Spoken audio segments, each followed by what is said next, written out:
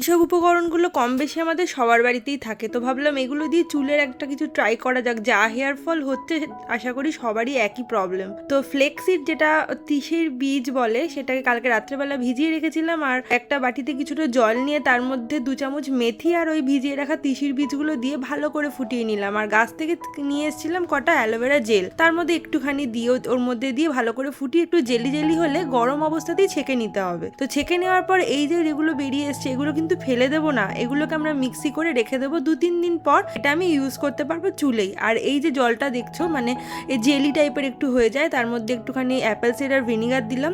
তো ভিনিগার না থাকলে তোমরা লেবুর রসও দিতে পারো, যেটা খুশকির জন্য খুবই ভালো। এরকম জেলি জেলি মতন হয়ে যাবে ঠান্ডা হওয়ার পর। তারপরে মাথার মধ্যে পার্টিশন করে এগুলো দিয়ে দেবো। আমার মুখটা পুরোপুরি ইগনোর করো। 30 থেকে 40 মিনিট মতন রেখে শ্যাম্পু আর কন্ডিশনার দিয়ে ভালো করে ওয়াশ করে নিতে হবে। তো সপ্তাহে 1 থেকে 2 দিন এই প্রসেসটা ফলো করলে চুলের অনেক সমস্যার সমাধান হবে।